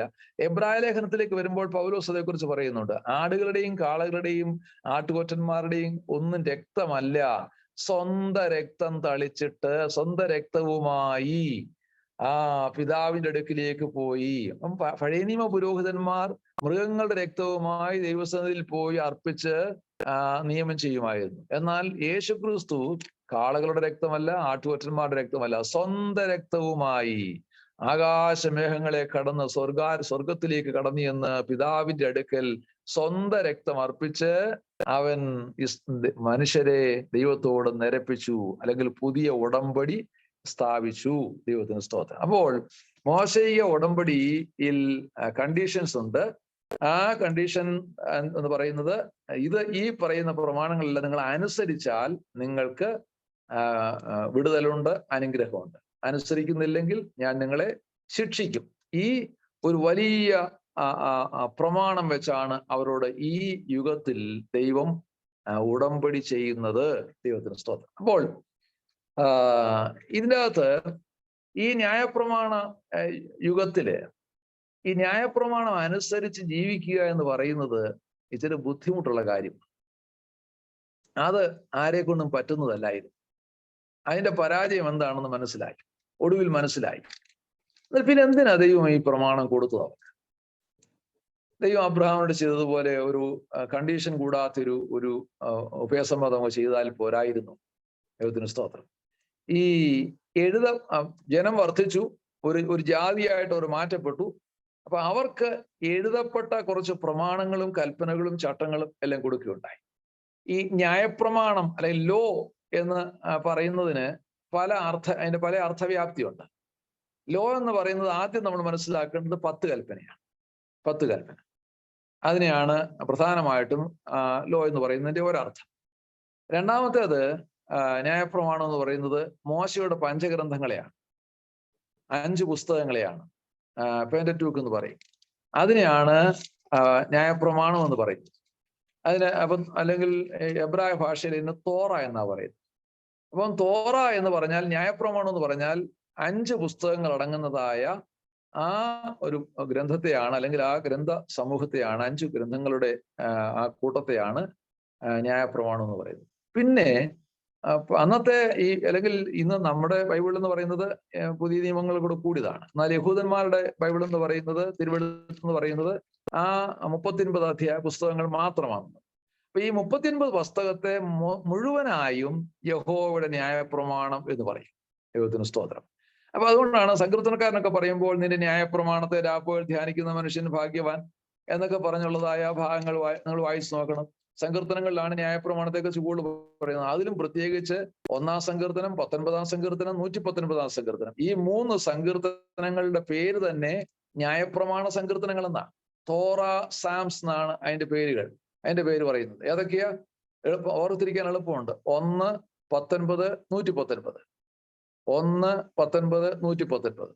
ഈ 3 സങ്കീർത്തനങ്ങളെ ന്യായപ്രമാണ സങ്കീർത്തനം എന്നാ പറയുന്നത്. അങ്ങനെ പറയാനുള്ള കാരണം എന്തെന്നറിയാമോ? ന്യായപ്രമാണത്തെ കുറിച്ച് അതിൻ്റെ അകത്ത് കൂടുതൽ ഉദ്ധരിക്കുന്നുണ്ട്. 1-ാം സങ്കീർത്തനം പറയുന്നു, ദുഷ്ടന്മാരെ ആലോചന നടക്കാതെ, പാപികളോട് നിൽക്കാതെ, പരിഹാസത്തിൽപ്പെടുത്തിരിക്കാതെ യഹോവയുടെ ന്യായപ്രമാണത്തിൽ സന്തോഷിച്ച് അവന്റെ ന്യായപ്രമാണത്തെ രാപ്പകൽ ധ്യാനിക്കുന്ന മനുഷ്യൻ ഭാഗ്യവാൻ. 19-ാം സങ്കീർത്തനമോ അതിൻ്റെ അകത്ത് ദൈവത്തിന്റെ യഹോവയുടെ വചനത്തെക്കുറിച്ച് അങ്ങോട്ട് പറയുന്നതായ ആ വിശേഷണം നിങ്ങളൊന്ന് വായിച്ചു നോക്കി. യഹോവയുടെ ന്യായപ്രമാണം അത് തേനിനേക്കാളും തേൻകട്ടേക്കാളും മധുരമുള്ളത്, അത് നമ്മുടെ അണ്ണാക്കിന് മധുരം വരുത്തുന്നു, അത് പൊന്നിലും തങ്കത്തിലും വിലയേറിയത്, അത് അത്ഭുതങ്ങളെ ജ്ഞാനിയാക്കുന്നു എന്നിങ്ങനെ പറഞ്ഞ് ന്യായപ്രമാണത്തിന്റെ വിശേഷതയാണ് 19-ാം സങ്കീർത്തനത്തിൽ പറയുന്നത്. ഇനി 119-ലോ 119-ൽ ന്യായപ്രമാണത്തിന്റെ പര്യായപദം ഇല്ലാത്തതായ വാക്യങ്ങൾ എന്ന് പറയുന്നത് വളരെ ചുരുക്കമാണ്. നിങ്ങൾ ഏതൊരു വാക്യം എടുത്ത് നോക്കിയാലും നിന്റെ ന്യായപ്രമാണം, നിന്റെ ചട്ടങ്ങള്, നിന്റെ കൽപ്പനകള്, നിന്റെ വിധികള്, നിന്റെ പ്രമാണം എന്നിങ്ങനെ, നിന്റെ സാക്ഷ്യം എന്നിങ്ങനെ ഏതെങ്കിലും ഒരു പദം ആ സങ്കീർത്തനത്തിലെ ഓരോ വാക്യത്തിലും കാണും. അങ്ങനെ ഇല്ലാത്തതായ വാക്യങ്ങൾ നിങ്ങളൊന്ന് കണ്ടുപിടിക്കാൻ പറ്റുമെങ്കിൽ കണ്ടുപിടിച്ചു. അങ്ങനെ കണ്ടുപിടിക്കുന്നവർക്ക് പാസ്റ്റർ ഒരു സമ്മാനവും കൊടുക്കണമെന്നാണ് ഞാൻ പറയുന്നത്. കോശി പാസ്റ്ററോടാ പറയുന്നത് കേട്ടോ. അങ്ങനെ കണ്ടുപിടിച്ച് പാസ്റ്റർ എടുക്കൽ നിങ്ങൾ കൊടുക്കുക. ഞാനവിടെ ഉണ്ടായിരുന്നെങ്കിൽ നിങ്ങൾക്ക് സമ്മാനം നേരിട്ട് തരായിരുന്നു. അല്ലെങ്കിൽ അതുകൊണ്ട് പാസ്റ്റർ നിങ്ങൾക്കൊരു സമ്മാനം തരും. അങ്ങനെ കറക്റ്റായിട്ട് കൊടുക്കുന്നവർക്ക് 2 വാക്യങ്ങളാണ് അങ്ങനെ എന്റെ ശ്രദ്ധയിൽപ്പെട്ടിട്ടുള്ളത്. 2 വാക്യങ്ങളാണ് ശ്രദ്ധയിൽപ്പെട്ടിട്ടുള്ളത്. അത് നിങ്ങൾ കണ്ടുപിടിക്കാമെങ്കിൽ കണ്ടുപിടിക്കുക. അപ്പൊ ഒന്ന് വായിച്ചു നോക്കണം, എന്തായാലും ഒന്ന് വായിച്ചു നോക്കുക. അപ്പോൾ ഓരോ വാക്യത്തിലും നിങ്ങൾ അത് തന്നെ മനസ്സിലാക്കാമല്ലോ. നിങ്ങളത് ഓരോ വാക്യവും ഒന്ന് വായിച്ചു നോക്കുമ്പോൾ നിന്റെ ചട്ടങ്ങള്, നിന്റെ കൽപ്പനകള്, നിന്റെ പ്രമാണങ്ങള്, നിന്റെ ന്യായപ്രമാണം, നിന്റെ സാക്ഷ്യം, നിന്റെ വചനം എന്നിങ്ങനെയുള്ള ഏതെങ്കിലും ഒരു വാക്ക് ഓരോ വാക്യത്തിലും കാണും. ഇപ്പൊ ജസ്റ്റ് വേണമെങ്കിൽ നിങ്ങളൊന്ന് ഉറക്കെ വായിക്കണ്ടാവും, ജസ്റ്റ് നോക്കിയാൽ മതി. എന്നിട്ട് പിന്നെ വീട്ടിൽ പോയി ക്ലാസ് കഴിയുമ്പോൾ നിങ്ങളിത് വായിക്കുക. അപ്പോൾ ഈ ന്യായപ്രമാണം പഴയ നിയമത്തെ മൊത്തമായിട്ട് ന്യായപ്രമാണം എന്ന് പറയും. ഈ പഴയ നിയമത്തെ 3ആയിട്ട് തിരിച്ച്, അതിപ്പോ പെട്ടെന്ന് പറഞ്ഞതേ ഉള്ളൂ. ന്യായപ്രമാണത്തെ പഴയ നിയമത്തെ 3ആയിട്ട് തിരിച്ചു പറഞ്ഞിരിക്കുന്നത്. ഒന്ന് ന്യായപ്രമാണം, 2 സങ്കീർത്തനങ്ങൾ, 3 പ്രവാചക പുസ്തകങ്ങൾ. യെശയ്യാവ് മുതൽ മലാഖി വരെയുള്ളതായ പ്രവചന ഗ്രന്ഥങ്ങളും ബാക്കിയെല്ലാം എഴുത്തുകൾ എന്നറിയപ്പെടുന്ന ഖെറൂബീം എന്നറിയപ്പെടുന്നതായ സങ്കീർത്തന പുസ്തകങ്ങൾ എന്നാണ് അറിയപ്പെടുന്നത്. ആകട്ടെ, ഞാൻ വേഗത്തിൽ മുമ്പോട്ട് പോവുകയാണ്. അപ്പോൾ ഈ ന്യായപ്രമാണ യുഗം എന്ന് പറയുന്നത് എന്ന് മുതൽ എന്ന് വരെയാണെന്നുള്ളത് ലൂക്കോസ് 16:16 പറയുന്നുണ്ട്. ലൂക്കോസ് 16:16 പറയുന്നു, എന്ന് മുതൽ എന്ന് വരെയാണ് ന്യായപ്രമാണ യുഗം നിലനിൽക്കുന്നത്. അത് നമ്മുടെ സുവിശേഷം പറയാം. ലൂക്കോസ് 16:16. ന്യായപ്രമാണത്തിന്റെയും പ്രവാചകന്മാരുടെയും കാലം യോഹന്നാൻ വരെ ആയിരുന്നു. അന്നു മുതൽ ദൈവരാജ്യത്തെ സുവിശേഷിച്ചു വരുന്നു. എല്ലാവരും അതിൽ കടപ്പാൻ നോക്കുന്നു. മതി. അപ്പൊ എന്ന് മുതൽ എന്ന് വരെ എന്നാ പറഞ്ഞിരിക്കുന്നത്? യോഹന്നാൻ വരെ. തുടക്കം എവിടെയാണ്? മോശ മുതൽ യോഹന്നാൻ വരെ. മോശയ്ക്കാണ് ന്യായപ്രമാണം കിട്ടിയത്. അപ്പൊ ഈ മോശയ്ക്ക് ന്യായപ്രമാണം കിട്ടിയപ്പോൾ അത് ദൈവീയ പ്രമാണം അവർക്ക് കൊടുത്തത്. ഈ ഇസ്രായേൽ മക്കളുടെ ഇടയില്, യഹൂദന്മാരുടെ ഇടയില് അവർക്ക് മോശയും വളരെ പ്രാധാന്യമുള്ള വ്യക്തിയാണ്. ദൂതന്മാരും പ്രാധാന്യമുള്ള വ്യക്തിയാണ്. ഈ ദൂതന്മാർക്ക് പ്രാധാന്യം വരാനുള്ളതായ കാരണം എന്താണെന്ന് ചോദിച്ചാൽ, ന്യായപ്രമാണം ദൂതന്മാർ മുഖാന്തരം മോശയ്ക്ക് കിട്ടി. നമ്മളത് ഗലാത്യ ലേഖനത്തിൽ വായിക്കുന്നുണ്ട്. ഗലാത്യ ലേഖനം 3-ാം അധ്യായത്തിന്റെ 19-ാം വാക്യം ഒന്ന് വായിച്ച്. ദൂതന്മാർ മുഖാന്തരം നമുക്ക് മോശയ്ക്ക് പ്രമാണം കൊടുത്തു എന്നാണ് അവിടെ പറയുന്നത്. ഗലാത്യർ 3:19. എന്നാൽ ന്യായപ്രമാണം എന്തിന്? വാഗ്ദത്തം ലഭിച്ച സന്തതി വരുവോളം അത് ലംഘനങ്ങൾ നിമിത്തം കൂട്ടിച്ചേർത്തതും ദൂതന്മാർ മുഖാന്തരം മധ്യസ്ഥന്റെ കയ്യിൽ ഏൽപ്പിച്ചതും അത്രേ. ദൂതന്മാർ മുഖാന്തരം മധ്യസ്ഥന്റെ കയ്യിൽ ഏൽപ്പിച്ചതും അത്രേ. ആരാണ് ഇസ്രായേൽ മക്കളുടെ മധ്യസ്ഥൻ? മോശ. അപ്പൊ മോശയ്ക്ക് അവർക്ക് വലിയ പ്രാധാന്യമുണ്ട്. മോശയെക്കുറിച്ച് ആരെങ്കിലും വല്ലതും പറഞ്ഞാൽ ഇന്ന് പ്രവാചകൻ എന്ന പറയുന്നത് പോലെയുള്ള നിലവാരമായിരുന്നു അവർക്കുണ്ടായിരുന്നത്. മോശ അത്രയ്ക്ക് ശ്രേഷ്ഠനാണ്. പിന്നെ ദൂതന്മാർക്കും പ്രാധാന്യം കൊടുത്തിരുന്നത്. അതുകൊണ്ടാണ് എബ്രായ ലേഖന കർത്താവ് ദൂതന്മാരെക്കാളും ശ്രേഷ്ഠനാണ് യേശു ക്രിസ്തു എന്നുള്ള വസ്തുത 1-ാം അധ്യായത്തിൽ താൻ തെളിയിക്കുന്നത്. ദൂതന്മാരെക്കാളും ശ്രേഷ്ഠനാണ് യേശു ക്രിസ്തു എന്ന് പറയുന്നത്. അപ്പൊ ദൂതന്മാർ മുഖാന്തരം മധ്യസ്ഥന്റെ കയ്യിൽ കിട്ടിയതാണ് ന്യായപ്രമാണം. അങ്ങനെ കിട്ടിയതായ ന്യായപ്രമാണത്തിന് അവർക്ക് വളരെ പ്രാധാന്യം കൊടുത്തിരുന്നു. ന്യായപ്രമാണത്തിന് പ്രാധാന്യം കൂടുതൽ കൊടുത്തിരുന്നെങ്കിലും വേണ്ട നിലയിൽ അനുസരിച്ചിട്ടുണ്ടോ എന്നുള്ള കാര്യം അത് സംശയിക്കേണ്ടിയിരിക്കുന്നു. അതിന്റെ അനന്തരഫലമാണല്ലോ അവർ അനുഭവിക്കേണ്ടി വന്നത്. അപ്പോൾ ജനങ്ങൾ പിന്നെ കപടഭക്തിക്കാരായിട്ട് മാറ്റപ്പെട്ടു പോയി. പോകട്ടെ, അത് ഞാൻ വിടുകയാണ്. അപ്പോൾ ഈ ന്യായപ്രമാണം മോശ മുഖാന്തരം അവർക്ക് ലഭിക്കാനിടയായി. അങ്ങനെ മോശ മുഖാന്തരം കിട്ടിയതായ ന്യായപ്രമാണം അനുസരിക്കുന്നുവെങ്കിൽ നിങ്ങൾക്ക് ഈ അനുഗ്രഹങ്ങളുണ്ടെന്ന് പറയുകയുണ്ടായി. അങ്ങനെ ഈ ന്യായപ്രമാണം കിട്ടി അതനുസരിച്ച് ജീവിക്കുന്നതായ കാലയളവ്. അപ്പൊ ഈ കാലയളവിന് പ്രധാനപ്പെട്ട വ്യക്തികളും സമയങ്ങളും ഒന്ന് ഓർഡറിൽ ഞാനൊന്ന് പറഞ്ഞ് വേഗത്തിൽ പോയി നമുക്ക് ഇന്നുകൊണ്ട് ന്യായപ്രമാണ യുഗം അവസാനിപ്പിക്കാമെന്ന് ഞാൻ വിചാരിക്കുകയാണ്. അപ്പോൾ ഈ മോശയാണ് തുടക്കക്കാരൻ. മോശയ്ക്ക് പ്രമാണം കിട്ടി. മോശയ്ക്ക് പ്രമാണം കിട്ടിക്കഴിഞ്ഞ ശേഷം 40 വർഷം മോശ ഇസ്രായേൽ മക്കളെ നടത്തി 40 വർഷം അവിടെ ജീവിക്കാനുണ്ടായ കാരണമൊക്കെ നിങ്ങൾക്ക് അറിയാം, വിശദീകരിക്കുന്നില്ല. അങ്ങനെ മോശയ്ക്ക് ശേഷം യോശുവ എന്നു പേരുള്ള തന്റെ ബാല്യക്കാരൻ മോശ മരിച്ചപ്പോൾ ആ ബാല്യക്കാരനെയാണ് അടുത്ത ലീഡറായിട്ട് ദൈവം എഴുന്നേൽപ്പിച്ചത്. അപ്പോൾ ഒരു നേതാവിന്റെ കാലശേഷം അടുത്ത നേതാവ് ആരായിരിക്കണമെന്ന് ആരാണ് തീരുമാനിക്കേണ്ടത്? തീരുമാനിക്കേണ്ടത്? ഇവിടെ ആരാ തീരുമാനിച്ചേ? തമ്പുരാൻ തന്നെയാ തീരുമാനിച്ചത്. ആ നേതാവ് ആരായിരുന്നു? മോശയുടെ കൈക്ക് വെള്ളം ഒഴിച്ചു കൊടുത്തുകൊണ്ടിരുന്ന, മോശയുടെ സേവകനായിരുന്ന, മോശയുടെ ശുശ്രൂഷക്കാരനായിരുന്നതായ ഒരു വ്യക്തിയായിരുന്നു. ആ വ്യക്തിയാണ് മോശയോടൊപ്പം ശുശ്രൂഷിച്ച് വളർന്ന് വന്ന് മോശയുടെ മരണശേഷം ആ സ്ഥാനത്തേക്ക് ഉയർത്തപ്പെടുവാനിടയായത്. ഈ ഇന്നാളുകളിലെ നമ്മുടെ പെന്തക്കോസ്ത് ലോകത്തെ കുറിച്ച് ഓർക്കുമ്പോൾ ഞാൻ ഓർക്കാറുണ്ട്, ഇക്കാലത്തെങ്ങാണമായിരുന്നെങ്കിൽ മോശയുടെ ഇരിപ്പിടം എന്ന് പോയെന്ന് നോക്കിയാൽ മതി, ഇല്ലേ? മോശയുടെ സിംഹാസനം തെള്ളിയിട്ടേച്ച് യോശുവ അതിന്റെ മണ്ടയ്ക്ക് പണ്ടേ കയറിയിരുന്നേനെ, ഈ ചാകുന്നവരെ കാത്തിരിക്കൊന്നുമില്ലായിരുന്നു. ആ ഒരു ഓർഡർ ഇന്ന് യഥാർത്ഥമായി പാലിക്കുന്നത് ആരാണെന്നറിയാം? T P എംകാര്. ആ ചിട്ട വളരെ കൃത്യമായിട്ടാണ് ചെയ്യുന്നത്. അവരുടെ ശുശ്രൂഷ കാലം നോക്കി ഓരോരുത്തരും പടിപടിയായി ഉയർന്ന് മൂത്ത എൽഡറായി, പിന്നെ സെൻട്രൽ പാസ്റ്ററായി, പിന്നെ അതിന്റെ മുകളിൽ കയറി വന്നു. അങ്ങനെ കയറി വന്ന് ഏറ്റവും ടോപ്പായി. അടുത്ത ആളുകൾ ഇങ്ങനെ പുറകെ കയറിക്കൊണ്ടേയിരിക്കുക. ഏറ്റവും മേളിലിരിക്കുന്നതായ ആ മൂപ്പൻ അല്ലെങ്കിൽ അവരുടെ ഏറ്റവും വലിയ തല ചീഫ് പാസ്റ്റർ, അങ്ങനെ അവർ പറയുന്നത് ചീഫ് പാസ്റ്റർ മരിച്ചു കഴിഞ്ഞതിന് ശേഷമാണ് അതിന്റെ തൊട്ട് താഴെയുള്ള ആളാണ് അടുത്ത ചീഫ് പാസ്റ്ററായിട്ട് ഉയർത്തപ്പെടുന്നത്. അവിടെ അതിന് തർക്കം ഉണ്ടാകുന്നില്ല. ദൈവമക്കളെ, ഇതാണ് ദൈവസഭയ്ക്ക് ഉണ്ടാകേണ്ടതായ സിസ്റ്റം എന്നാണ് എനിക്ക് മനസ്സിലാകുന്നത്.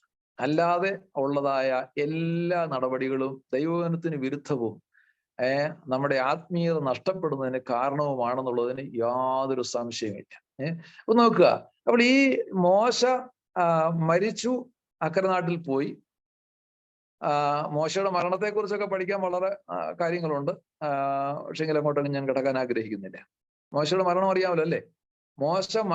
മരിച്ചു എന്ന് പറഞ്ഞെങ്കിലും അവനെ അടക്കിയത് എവിടെയാണെന്ന് കാണുന്നില്ലെന്നാണ് നമ്മൾ തിരുവഴുത്തിൽ വായിക്കുന്നത്. മോശയുടെ അടക്കത്തെക്കുറിച്ച് അവിടെ നമ്മൾ പഴയ നിയമത്തിൽ വായിക്കുന്നത് മോശ അടക്കി എവിടെയാണെന്ന് അവരെ ആരും കണ്ടില്ലെന്നാണ് പറഞ്ഞിരിക്കുന്നത്. അവിടെ എല്ലാവരും അന്വേഷിച്ച് നോക്കി കുഴി മാന്തിയ ഇടം എവിടെയെങ്കിലും ഉണ്ടോ, അല്ലെങ്കിൽ കുഴിച്ച മണ്ണ് കളച്ച ഇടമുണ്ടോ എന്ന് അറിയാൻ വേണ്ടി അവരെ വളരെ അന്വേഷണം നടത്തുന്നു. പക്ഷെ അവിടെ എങ്ങും കാണാൻ പറ്റിയില്ല. എന്നാൽ അതേക്കുറിച്ച് ഈ യൂദയുടെ ലേഖനത്തിൽ പറയുന്നു, മോശയുടെ ശരീരത്തെക്കുറിച്ച് തർക്കിച്ചു വാദിക്കുമ്പോൾ പ്രധാന ദൂതനായ മീഖായിൽ സാത്താനോട് പറഞ്ഞു, യഹോവയായ കർത്താവ് നിന്നെ ഫൽസിക്കട്ടെ എന്ന് പറഞ്ഞ് അവനെ ശാസിച്ചു വിട്ടിട്ട് അവന്റെ ശരീരം കൊണ്ടുപോയെന്ന്. അപ്പം അതിനെക്കുറിച്ച് വേദപണ്ഡിതാക്കൾ പറയുന്നത്, ഈ മോശ മരിച്ചു, അവന്റെ ആത്മാവ് അങ്ങ് സ്വർഗസ്ഥലങ്ങളിലേക്ക് പോയി. ദൈവം അവനെ അങ്ങ് വിളിച്ചു. കഴിഞ്ഞപ്പോൾ അവന്റെ ശരീരം ആ പിസ്കയുടെ മുകളിൽ കിടക്കുകയാണ്. ആ പിസ്കയുടെ മുകളിൽ കിടക്കുമ്പോൾ സ്വർഗത്തിൽ ദൂതൻ മീഖായേലിനെ ദൈവം വിട്ടു, നീ പോയി മോശയെ അടക്കിയിട്ടു വാ എന്ന് പറഞ്ഞു വിട്ടു. അങ്ങനെ മോശയെ അടക്കാൻ വേണ്ടി മീഖായേല് വന്നു. മോശയുടെ ശരീരം കണ്ടു. ശരീരം കണ്ടപ്പോൾ മീഖായേൽ തീരുമാനിച്ചെന്നാ പറയുന്നത്, ഈ മോശ ആരാണ്? ഇസ്രായേൽ മക്കളുടെ രാജാവായി വാണ വ്യക്തി. മോശയെക്കുറിച്ച് പറയുമ്പോൾ 3 ശുശ്രൂഷയും അവനുണ്ടായിരുന്നാ പറയുന്നത്. എന്തൊക്കെയാ? മോശ ഒരു പ്രവാചകനായിരുന്നു. പിന്നെ മോശ ഇസ്രായേൽ മക്കളെ നടത്തിയ രാജാവായിരുന്നു. പിന്നെ അഹരോനെ പുരോഹിതനായിട്ട് വാഴിച്ച പുരോഹിതനായിരുന്നു മോശ. അങ്ങനെ പൗരോഹിത്യവും പ്രവാചകത്വവും രാജത്വവും ഒന്നുപോലെ തനിക്ക് ആ പദവികളെല്ലാം ഉണ്ടായിരുന്നാണ് നമുക്ക് മനസ്സിലാക്കാൻ കഴിയുന്നത്. അങ്ങനെ ഉണ്ടായിരുന്നതായ ഒരു മനുഷ്യൻ മാത്രമല്ല, ഇവൻ ആരാണ്? ഇവൻ ഫറവോന്റെ സ്ഥാനം കിട്ടിയിരുന്നെങ്കിൽ ഇവനെ വല്ല സ്വർണ്ണ പേടകത്തിനകത്താക്കി മമ്മിയാക്കി സൂക്ഷിക്കേണ്ട വ്യക്തിയാണ്. എന്നാൽ മിസ്രൈമിലെ നിക്ഷേപങ്ങളെക്കാൾ ക്രിസ്തുവിന്റെ നിന്ന വലിയ ധനമെന്ന് എണ്ണിക്കൊണ്ട് അതെല്ലാം ചപ്പന്നും ചവർന്നും വലിച്ചെറിഞ്ഞിട്ട് ഇസ്രായേൽ മക്കളോടൊപ്പം മരുഭൂമിയിൽ കൂടെ യാത്ര ചെയ്ത് വന്നതായ ഈ മോശയുടെ ശരീരം ഈ മരുഭൂമിയിൽ അടക്കം ചെയ്യുകയല്ല വേണ്ടിയത് എന്ന് മീഖായേൽ തീരുമാനിച്ചിട്ട് ഈ ഡെഡ് ബോഡി തന്റെ ചിറകിന്മേലെടുത്ത് വെച്ചുകൊണ്ട് അങ്ങ് സ്വർഗസ്ഥലങ്ങളിലേക്ക് തന്നെ പോയി എന്നാണ് വേദശാസ്ത്രികൾ അതിനെക്കുറിച്ച് പറയുന്നത്. അപ്പൊ അങ്ങനെ പോകാൻ തുടങ്ങിയപ്പോൾ സാത്താൻ അവിടെ പ്രത്യക്ഷനായി പറഞ്ഞു, എവിടെ കൊണ്ടുപോവാ നീ ബോഡി? അവർ ഞാൻ സ്വർഗത്തിലേക്ക് കൊണ്ടുപോവാ. പറ്റുകയില്ല, ഇവനെ കൊണ്ടുപോകാൻ പറ്റുകയില്ല, ഇവന് സ്വർഗത്തിൽ പ്രവേശനമില്ല. ആ കാരണം എന്നാ?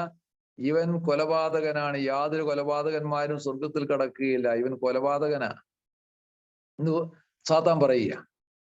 അപ്പം മീഖായേലും സാത്താനുമായിട്ട് ഇങ്ങനെ തർക്കവും വാദവും ഉണ്ടായി. ഇങ്ങനെ തർക്കവും വാദവും ഇങ്ങനെ കൂടുന്നതല്ലാതെ കുറയുന്നില്ലെന്ന് കണ്ടപ്പം മീഖായേൽ പറഞ്ഞു, പിശാചൻ, കർത്താവ് നിന്നെ ഫലിസിക്കട്ടെ എന്ന് പറഞ്ഞ ഒരു ശാസനം കൊടുത്താനെ വിട്ടിച്ച് മീഖായേലിന്റെ ശരീരവുമായിട്ട് മോശയുടെ ശരീരവുമായിട്ട് അങ്ങ് സ്വർഗസ്ഥലങ്ങളിലേക്ക് പോയി. അപ്പോൾ അവിടെ ചെന്നപ്പോൾ അവന്റെ ശരീരത്തെ തമ്പുരാൻ രൂപാന്തരപ്പെടുത്തി സ്വർഗസ്ഥലങ്ങളിൽ പ്രവേശിക്കുവാൻ ആവുന്ന രൂപാന്തരപ്പെട്ട ശരീരമാക്കി മാറ്റി എന്നാണ് അവനെ കുറിച്ച് പറയുന്നത്.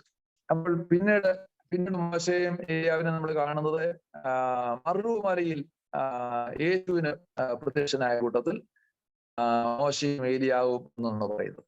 ഈ മോശയും ഏലിയാവും രണ്ട് കൂട്ടർക്ക് പ്രതിനിധികളാണെന്ന് ഒരു പഠനമുണ്ട്. എന്ന് പറഞ്ഞാൽ ഏലിയാവ് മരണം കാണാതെ എടുക്കപ്പെട്ടതായ വ്യക്തിയാണ്. മരണം കാണാതെ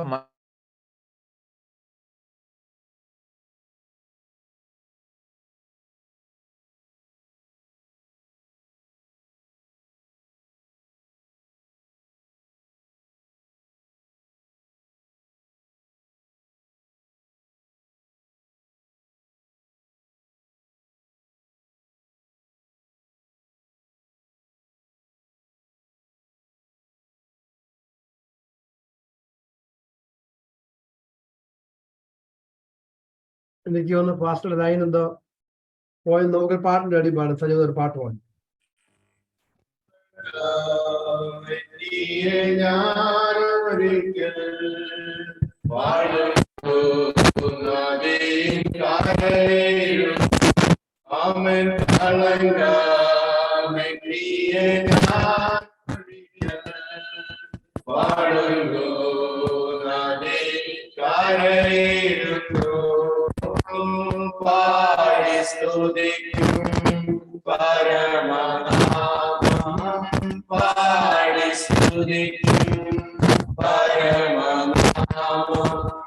കോടി കാലത്തിലും ക്രിസ്തു മാറുകില്ല. കാരണത്താലും എന്നെ കൈവിടില്ല. കാലത്തിലും ക്രിസ്തു മാറുകില്ല. കാരണത്താലും എന്നെ കൈവിടില്ല.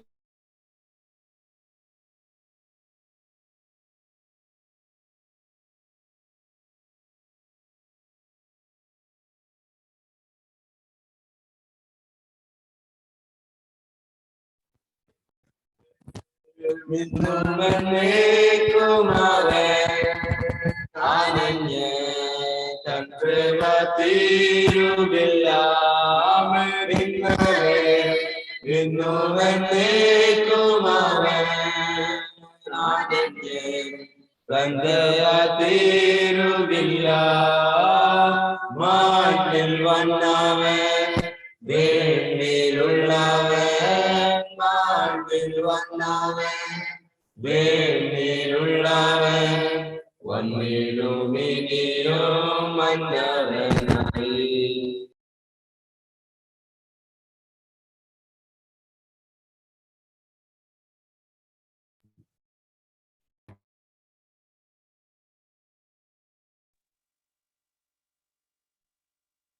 കേൾക്കാമോ? ഓക്കെ, സ്തോത്രം. കർത്താവിന് മഹത്വമുണ്ടാകട്ടെ. സമയം പോകുന്നു. നെറ്റിന്റെ 1-2 പ്രാവശ്യം ഞാൻ ഔട്ടായി പോയായിരുന്നു. ആയിട്ട് നമ്മൾ ചിന്തിച്ചത് മോശയുടെ ശരീരത്തെ കുറിച്ചാണ്. മോശയുടെ ശവശരീരത്തെ രൂപാന്തരപ്പെടുത്തി കൊണ്ടുപോയി. അതുകൊണ്ടാണ് ഏലിയാവ് ജീവനോടിരിക്കുന്നതായ വിശുദ്ധന്മാർ രൂപാന്തരപ്പെടുന്നവരുടെ നിഴലായിട്ട് നിൽക്കുകയാണ് ഏലിയാവ്. മോശ മരിച്ചിട്ട് രൂപാന്തരം പ്രാപിക്കുന്നതായ വിശുദ്ധന്മാരുടെ നിഴലായിട്ട് നിൽക്കുകയാണ്. ഈ മോശയും ഏലിയാവും ഇനിയും വരുമെന്നൊരു പഠനമുണ്ട്. അത് മഹോദരകാലത്ത് വരുമെന്നാണ് പറയുന്നത്. അപ്പൊ മോശയും ഏലിയാവും ആകണമെന്നില്ല, ആയാലും കുഴപ്പമില്ല. ചിലര് പറയാറുണ്ട് ഹാനോക്കും ഏലിയാവുമാണ് വരുന്നതെന്ന് പറയുന്നുണ്ട്. അതിന്റെ കാരണം ഹാനോക്കും ഏലിയാവും വരുന്നത് പറയുന്നതിന്റെ കാരണം ഒരിക്കൽ മരണവും പിന്നെ ന്യായവിധിയും സകല മനുഷ്യർക്കും നിയമിച്ചിരിക്കുന്നു. അതുകൊണ്ട് മോശയും ഏലിയാവും ഹാനോക്കും ജീവനോട് പോയവരായതുകൊണ്ട് അവർ പിന്നെയും വന്ന് മരിച്ചേ ഒക്കുള്ളൂ എന്നാണ് അവരുടെ വാദം. എന്നാൽ അങ്ങനെ മരിക്കേണ്ട കാര്യമൊന്നുമില്ല. നമ്മൾ കർത്താവിന്റെ കാഹളധ്വനിയിൽ ജീവനോടിരിക്കുന്ന നമ്മള് മരിച്ചിട്ടല്ലല്ലോ രൂപാന്തരപ്പെടുന്നത്, നമ്മള് ജീവനോടിരിക്കുന്നവർ തന്നെ രൂപാന്തരപ്പെടുകയാണ്. അതുകൊണ്ട് അതിന്റെ ആവശ്യമില്ല. അപ്പൊ ഇവർക്ക് ജീവനോടിരുന്നിട്ട് രൂപാന്തരപ്പെടുന്നവർക്ക് നിഴലായിട്ട് ഏലിയാവും, മരിച്ചിട്ട് രൂപാന്തരപ്പെടുന്നവർക്ക് നിഴലായിട്ട് മോശയും നിൽക്കുന്നുവെന്നാണ് ഒരു പഠനമുള്ളത്. അതെ, ആദ്യം നിങ്ങളുടെ അറിവിലേക്ക് പറഞ്ഞെന്ന് മാത്രമേ ഉള്ളൂ. അപ്പോൾ മോശ അങ്ങനെ രൂപാന്തരപ്പെട്ടു പോയി. അതിനുശേഷമായിട്ട് മോശ എടുക്കപ്പെടുന്നതിന് മുമ്പ് അല്ലെങ്കിൽ മരിക്കുന്നതിന് മുമ്പ് യോശുവയെ കൈവച്ച് ശുശ്രൂഷ ഏൽപ്പിച്ചിട്ടാണ് പോയത്. അതാണ് അനുഗ്രഹം. ആ ലീഡർ അതിന്റെ കീഴെയുള്ള അടുത്ത ആളിനെ കൈവച്ച് ആ സ്ഥാനത്താക്കി അനുഗ്രഹിക്കുക എന്നുള്ളതാണ് ആ ഏറ്റവും ഭംഗിയായിട്ടുള്ളതായ കാര്യം. ആകട്ടെ, മോശ ഇസ്രായേൽ മക്കളെ നടത്തി. യോശുവ കനാൻ നാടിനെ ആക്രമിച്ച് കീഴ്പ്പെടുത്തി അവകാശമാക്കി കൊടുത്തു. ഇങ്ങനെ മോശ യോശുവ രണ്ട് പ്രധാനപ്പെട്ട വ്യക്തികളാണ് ആ കാലയളവിൽ ഉണ്ടായിരുന്നത്. അതിനുശേഷമായിട്ട് പിന്നീട് നിങ്ങൾ വായിക്കുക, യോശുവയുടെ പുസ്തകം, യോശുവയുടെ കാലമാണ് പറയുന്നത്. ന്യായാധിപന്മാരുടെ പുസ്തകത്തിൽ വരുമ്പോൾ ഏതാണ്ട് 12ഓളം ന്യായാധിപന്മാർ ഇസ്രായേൽ മക്കളെ ഭരിച്ചു നടത്തുകയുണ്ടായി. ദൈവത്താൽ എഴുന്നേൽപ്പിക്കപ്പെട്ടതായ ന്യായാധിപന്മാർ. അവരുടെ കാലം ഒരു 300 വർഷക്കാലത്തോളം വരും. ഏകദേശം 300 വർഷങ്ങൾ ന്യായാധിപന്മാരുടെ കാലമായിരുന്നു. അത് കഴിഞ്ഞപ്പോൾ ഇവർക്ക് താല്പര്യമുണ്ടായി, ജാതികൾക്കുള്ളതുപോലെ ഞങ്ങൾക്ക് രാജാവിനെ വേണമെന്ന്. അങ്ങനെ ശമൂവേൽ പ്രവാചകനായിരുന്നു അവസാനത്തെ ന്യായാധിപൻ. അവൻ ന്യായാധിപനും പുരോഹിതനും അവനും ഒരു പ്രവാചകൻ കൂടിയായിരുന്നു. ദർശകൻ എന്നാണെന്ന് പറയപ്പെടുന്നത്. അരുളപ്പാടുകൾ കിട്ടുന്നതായ ആ മനുഷ്യൻ അദ്ദേഹത്തിന്റെ അടുക്കൽ കടന്നുപോയി ആലോചനകൾ പ്രാപിക്കുമായിരുന്നു. അപ്പൊ ആ ദർശകനായ ശമൂവേലിന്റെ കാലത്ത് ഞങ്ങൾക്ക് രാജാവിനെ വേണമെന്ന് പറഞ്ഞതനുസരിച്ച് അവർക്ക് രാജാവിനെ കൊടുത്തു. അപ്പൊ രാജാവിനെ ചോദിക്കുമ്പോൾ രാജാവിന്റെ പ്രമാണം എന്താണെന്നൊക്കെ ഈ ന്യായപ്രമാണത്തിൽ പറഞ്ഞിട്ടുണ്ട്. അവൻ എങ്ങനെയാണ് നിങ്ങളോട് ഇടപെടാൻ പോകുന്നതൊക്കെ പറഞ്ഞിട്ടുണ്ട്. ആ പ്രമാണം അനുസരിച്ച് രാജാവിനെ വാഴിച്ചു. ശൗൽ ആദ്യത്തെ രാജാവായി. അത് കഴിഞ്ഞതിന് ശേഷം ദാവീദ്, അതിനുശേഷം ശലോമോൻ. അങ്ങനെ 3 രാജാക്കന്മാരുടെ ഭരണം കഴിഞ്ഞ് ശലോമോന്റെ മകനായ രഹബയാമിന്റെ കാലം വന്നപ്പോൾ ഈ ഇസ്രായേൽ രാജ്യം 2ആയി വിഭജിക്കപ്പെട്ടു. നിങ്ങൾക്ക് ആ ചരിത്രം അറിയാമായിരിക്കും. 2ആയി വിഭജിക്കപ്പെട്ടു. വടക്കേ രാജ്യമെന്നും തെക്കേ രാജ്യമെന്നും 2 ഭാഗമായിട്ട് തീർന്നു. തെക്കേ രാജ്യത്തിൽ ഉണ്ടായിരുന്നതായ ഗോത്രങ്ങൾ 2 എണ്ണമാണ്. അത് യഹൂദ ഗോത്രവും ബെന്യാമീൻ ഗോത്രവുമാണ്. അവരെ തെക്കേ രാജ്യം എന്നാണ് അറിയപ്പെടുന്നത്. വടക്കേ രാജ്യത്തിനകത്ത് 10 ഗോത്രങ്ങൾ ഉണ്ടായിരുന്നു. യഹൂദയും ബെന്യാമീനും ഒഴിച്ച് ബാക്കിയുള്ള 10 ഗോത്രങ്ങൾ വടക്കേ രാജ്യത്തിന്റെ ഭാഗമായിട്ട് മാറ്റപ്പെട്ടു. അങ്ങനെ വടക്കേ രാജ്യത്തിൽ 10 ഗോത്രവും തെക്കേ രാജ്യത്തിൽ 2 ഗോത്രവും. തെക്കേ രാജ്യം ദാവീദിന്റെ സന്തതി പരമ്പരകൾ ഇങ്ങനെ ഭരിച്ചുകൊണ്ടേയിരുന്നു. വടക്കേ രാജ്യത്തിൽ 7 കുടുംബങ്ങൾ ആ വടക്കേ രാജ്യത്തെ ഭരിക്കുവാനിടയായി. ഏതാണ്ട് 20-ൽ പരം രാജാക്കന്മാരാണ് അവിടെയും ഭരിച്ചത്. തെക്കേ രാജ്യത്തിലും ഏതാണ്ട് 20-ൽ പരം രാജാക്കന്മാര് ഭരിക്കുവാനിടയായി. നിങ്ങളൊരു ഒരു ഹോംവർക്ക് പറ്റുമെങ്കിൽ ചെയ്യ്. ന്യായാധിപന്മാരുടെ പുസ്തകത്തിലെ പറയപ്പെട്ടിരിക്കുന്നതായ ന്യായാധിപന്മാരുടെ പേരുകൾ ഏതൊക്കെയാണ് ന്യായാധിപന്മാരുടെ പേരുകൾ. പിന്നെ രാജാക്കന്മാരുടെ പുസ്തകത്തിലുള്ള ശമൂവേൽ, രാജാക്കന്മാർ, ദിനവൃത്താന്തം, ഈ പുസ്തകങ്ങളുള്ളതായ രാജാക്കന്മാരുടെ പേരുകൾ ഏതെല്ലാമാണ്? ഇസ്രായേൽ ഗോത്രത്തിലെ വടക്കേ രാജ്യത്തെ രാജാവ്, തെക്കേ രാജ്യത്തെ രാജാവ്, അല്ലെങ്കിൽ ഇസ്രായേൽ രാജ്യത്തെ രാജാവ്, തെക്കേ രാജ്യമായ യഹൂദ രാജ്യത്തെ രാജാവ്. ഇപ്പൊ ഇസ്രായേൽ മക്കളെ പേര് വിളിക്കുന്നത് യഹൂദരെന്നാ വിളിക്കുന്നത്. അപ്പൊ നിങ്ങൾ ഒന്ന് പുറമോട്ട് നോക്കണം. ഒരു കാലത്ത് ഇവരെ എബ്രായർ എന്ന പേരിൽ അറിയപ്പെട്ടിരുന്നു. ഹീബ്രൂസ്, എബ്രായർ എന്നാ അറിയപ്പെട്ടിരുന്നത്. എബ്രായനായ അബ്രഹാം. അപ്പൊ എബ്രായനായ അബ്രഹാം എന്നുള്ള വാക്കിന്റെ അർത്ഥം നദി കടന്നു വന്നവനെന്നാണ്. അപ്പം ഇവന് ഈ യൂഫ്രട്ടീസ് നദി കടന്നു വന്ന വ്യക്തി ആയതുകൊണ്ട് തദ്ദേശവാസികളാണ് ഇവന് പേരിട്ടത് എബ്രായൻ. ആ നദി കടന്നു വന്നവനാണ് എന്ന് കളിയാക്കി പറഞ്ഞതാണ്. അത് അവരുടെ പേരായി മാറ്റപ്പെട്ടു, എബ്രായൻ എന്നുള്ള പേര്. അതിനുശേഷമായിട്ട് ഇസ്രായേൽ എന്നുള്ള പേരുണ്ടായി. അതെങ്ങനെയാ വന്നത്? യാക്കോബിന് ദൈവം പേര് മാറ്റിയിട്ടു, ഇസ്രായേൽ എന്ന് പേര് മാറ്റിയിട്ടു. അപ്പൊ യാക്കോബിന്റെ മക്കളെ എല്ലാം പിന്നെ ഏത് പേരിൽ അറിയപ്പെട്ടു? ഇസ്രായേൽ മക്കൾ എന്ന പേരിൽ അറിയപ്പെട്ടു. പിന്നീട് വടക്കേ രാജ്യവും തെക്കേ രാജ്യവുമായി വിഭജിക്കപ്പെട്ടപ്പോൾ തെക്കേ രാജ്യത്തെ യഹൂദ രാജ്യം എന്ന് അറിയപ്പെട്ടു. വടക്കേ രാജ്യം BC 722 നോട്ട് ചെയ്യുന്നവർ എഴുതിക്കൂ. BC 722 വടക്കേ രാജ്യം അശൂറിനാൽ പിടിക്കപ്പെട്ട് അശൂറിന്റെ അടിമകളായിട്ട് അങ്ങ് പോയി. തെക്കേ രാജ്യം BC 606 ബാബിലോണിയരാൽ പിടിക്കപ്പെട്ട് ബാബേലിലേക്ക് അടിമകളായിട്ട് പോയി. അപ്പൊ അവര് യഹൂദ ജാതി എന്നാണ് അവിടെ പറയപ്പെടുന്നത്. ആ യഹൂദന്മാർ 70 വർഷം കഴിഞ്ഞപ്പോൾ 530കളിൽ 536 അവര് ബാബേലിലേക്ക്, യെരൂശലേമിലേക്ക് മടങ്ങി വന്നപ്പോൾ അവരെ മടക്കി കൊണ്ടുവന്നത് സെരുബാബേൽ എന്ന് പറയുന്നതായ ദാവീദിന്റെ വംശപരമ്പരപ്പെട്ടതായ രാജവംശത്തിലുള്ള ഒരു കൊച്ചുമകനും യോശുവ എന്ന് പറയുന്നതായ ഒരു പുരോഹിതനുമാണ്.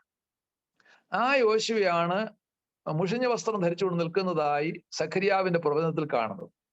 ഈ ചിലർക്ക് പലരും എന്നോട് ചോദിച്ചിട്ടുണ്ട്, മോശയുടെ ശിഷ്യനായിരുന്നതായ യോശുവ ഇങ്ങനെ മുഷിഞ്ഞ വസ്ത്രം, അവൻ പുരോഹിതനായിരുന്നോ, അവൻ മുഷിഞ്ഞ വസ്ത്രം ധരിച്ച് നിൽക്കുന്നതായ കാര്യം സെഖര്യാവിൽ പറയുന്നല്ലോ എന്ന്. ഒരിക്കലും അതല്ല. അത് വർഷങ്ങൾക്ക് മുമ്പുള്ളതാണ്. വളരെ കാലം കഴിഞ്ഞതിന് ശേഷമാണ് ഇത് സംഭവിക്കുന്നത്. മോശയുടെ ശിഷ്യനായിരുന്ന യോശുവ BC 1500-കളിലാണ് ഉള്ളത്, 450-500-ലാണ് ഉള്ളത്. ഈ യോശുവ BC 500-ലുള്ളതാണ്. 530-ലാണ് അവർ മടങ്ങി വരുന്നത്. അപ്പൊ അങ്ങനെ വ്യത്യസ്തം. അപ്പൊ ഇത് ആ ഓർഡർ നമ്മുടെ ഈ യുഗങ്ങളുടെ ആ ഓർഡർ പഠിച്ചാൽ ഈ കാലകണക്കുകൾ ഏതൊക്കെയാണെന്നും ഏതൊക്കെ ഘട്ടത്തിൽ ജീവിച്ചിരുന്നവരാണെന്നും ഒക്കെ നമുക്ക് മനസ്സിലാക്കാൻ കഴിയും. അപ്പോൾ അങ്ങനെ രണ്ടായി വിഭജിക്കപ്പെട്ടു. വടക്കേ രാജ്യം പോയി, തെക്കേ രാജ്യം ബാബിലോണിലേക്ക് വന്നു. ബാബേൽ രാജ്യത്തു നിന്നും 70 വർഷം കഴിഞ്ഞപ്പോൾ അവർ മടങ്ങി വന്നു. ആ കാലത്താണ് എസ്ര, നെഹമ്യ ഒക്കെ ജീവിച്ചിരുന്നത്. ആ കാലയളവിൽ പ്രവചിച്ചതായ പ്രവാചകന്മാരാണ് സെഖര്യാവ്, ഹഗായി, സെഖര്യാവ്, മലാഖി. ഒടുവിലത്തെ 3 പ്രവാചകന്മാർ പ്രവാസത്തിൽ നിന്ന് മടങ്ങി വന്നതിന് ശേഷം പ്രവചിച്ചവരാണ്. അവസാനത്തെ പ്രവാചകനാണ് മലാഖി. BC 400-കളിൽ പ്രവചിച്ചതായ പ്രവാചകനാണ്. 430-40 ആ കാലഘട്ടങ്ങളിൽ. അപ്പോൾ അങ്ങനെ മലാഖിയുടെ പ്രവചനത്തോടുകൂടെ പഴയ നിയമം അവസാനിച്ചു. ഞാൻ എൻ്റെ വാക്കിൽ അവസാനിപ്പിക്കുക. അവിടെ ന്യായപ്രമാണം പിന്നെ 400 വർഷം കഴിഞ്ഞ് യോഹന്നാൻ സ്നാപകന്റെ ശബ്ദത്തോടുകൂടെയാണ്, പ്രവാചക ശബ്ദത്തോടുകൂടെയാണ് ആ പഴയ അല്ലെങ്കിൽ 400 വർഷത്തെ നിശബ്ദ കാലഘട്ടം കഴിഞ്ഞ് ദൈവശബ്ദം ഇസ്രായേൽ മക്കളുടെ നടുവിൽ ഉണ്ടാകുന്നത്. അങ്ങനെ യോഹന്നാൻ വരെയുള്ളതായി ഈ കാലയളവിലെയാണ് ന്യായപ്രമാണ യുഗം എന്ന് പറയുന്നത്. ദൈവത്തിന് സ്തോത്രം. ആകയാൽ ഞാൻ ഈ ന്യായപ്രമാണ യുഗം ഏതാണ്ട് 1500-ഓളം വർഷങ്ങളിലെ കാര്യമാണ്. എന്നാൽ ഞാനത് വളരെ അങ്ങ് എളുപ്പത്തിൽ നിങ്ങൾക്ക് കൂടുതൽ ബോറുണ്ടാക്കാതെ അങ്ങ് പറഞ്ഞ് ഒതുക്കുകയാണ് ചെയ്തത്. എന്തെങ്കിലും ഇതിനകത്ത് വിശദമായി സംസാരിക്കേണ്ട ഭാഗമുണ്ടെങ്കിൽ, നിങ്ങൾക്ക് ആവശ്യമുണ്ടെങ്കിൽ നിങ്ങൾ എനിക്കൊരു മെസ്സേജ് അയച്ചാൽ അടുത്ത ക്ലാസ്സുകളിൽ ഞാൻ അതേക്കുറിച്ച് സംസാരിക്കാം. അപ്പൊ ഇത് നിങ്ങൾ ഓർഡറിൽ ഒന്ന് ഓർത്ത് നോക്കുക. ഈ പറഞ്ഞ ഭാഗങ്ങളൊന്ന് വായിക്കുക. കർത്താവ് നിങ്ങളെ സഹായിക്കട്ടെ. ഞാൻ എൻ്റെ വാക്കുകൾ അവസാനിപ്പിച്ച സമയം വളരെ മുമ്പോട്ട് പോയതുകൊണ്ട് ഞാൻ എൻ്റെ വാക്കുകളെ ചുരുക്കുകയാണ്. ദൈവം നമ്മെ അനുഗ്രഹിക്കുമാറാകട്ടെ.